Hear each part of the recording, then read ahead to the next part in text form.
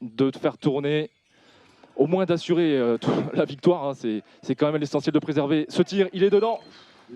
Côté parisien, et bien sûr, c'est Rémini, l'international français, meilleur buteur parisien dans ce championnat. Ouais. Déjà à +3.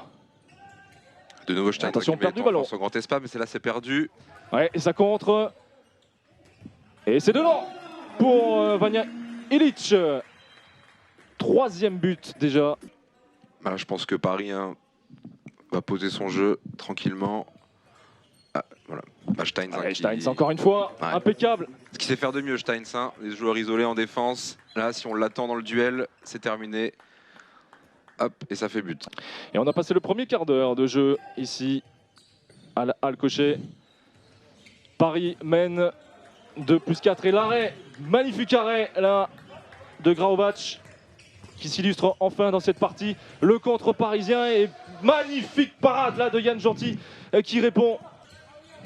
Grosse réussite hein, de la part des portiers actuellement. Et là c'était pas loin de l'interception, mais pourtant on s'en sort bien côté parisien. Magnifique passe de Nedim Rémili là. Bah, il y a bien plus de hauteur hein, actuellement du côté de Paris. Le pivot du côté parisien, Christophe là, qui a mal ajusté sa passe, c'est reparti. Côté Chartrain, c'est magnifique ça. Sur les appuis, l'international espagnol Marc Canellas qui fait parler sa classe. Et Chartrain qui revient à 3 buts, on a dit, cette fin de mi-temps elle peut être très intéressante à suivre. Les Chartrains, c'est reparti. C'est contré une nouvelle fois, mais ça revient sur l'aile et c'est transformé. Avec un peu de réussite, ça revient dans les mains des Chartrains, pardon, je vais y arriver, excusez-moi. Christopan accroché. Ça combine bien là-bas et ça va se transformer. Non, c'est l'arrêt, le bel arrêt du portier. Sonansen là qui fait un bel arrêt qui permet. Et derrière, la belle réponse là, très rapide. Et ça converti par Marc Canellas. À Paris qui avait l'occasion là juste avant le buzzer. Passer à +6. Keita qui a vu surtout la fenêtre se refermer. Qui a bien jugé la situation et ce ballon il est contré mais malheureusement en zone. C'est bien défendu hein, par Chartres. Mine de rien, ils sont un de moins là mais ils mettent beaucoup de volume. Ilić qui avait bien anticipé là, cette passe en direction de Koukund. Sur un G à 7 mètres. Voilà, exactement. Sinon, il y a quand même du monde. Hein. Voilà. Magnifique, ça. C'est bien fait, bien exécuté par l'arrière chartrain, le croate Nikola Djukic. Qui est en forme, un deuxième but consécutif pour Djukic. Comme sur cette action-là, parce qu'il est quand même passé par le pôle de Strasbourg.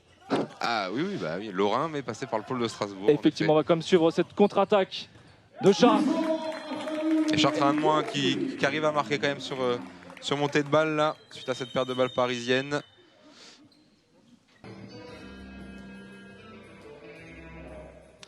Forcément, le champion du monde danois, il faut le préserver, on va quand même suivre. Ouais, double poteau.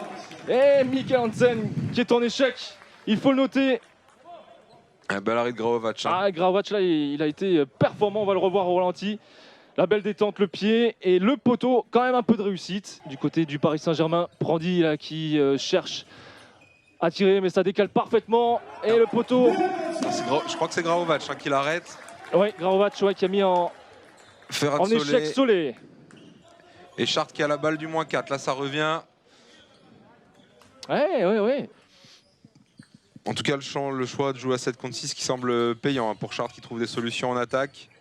Et là, il trouve facilement presque quelle classe l'apprenti. Pourtant, ce tir en extension, il était compliqué à prendre. La fenêtre, elle est pas large et pourtant, il arrive à trouver le filet opposé. Je vais parler français. Et le contre. Parisien, cache vide encore une fois. Et ça fait but. Il y a une belle gratte là de Ferran Solé qui a vu hein, que l'arrière était proche, qui était dans son champ d'action et du coup qui en a profité pour intercepter. Pas de gardien en face, ça fait un but facile.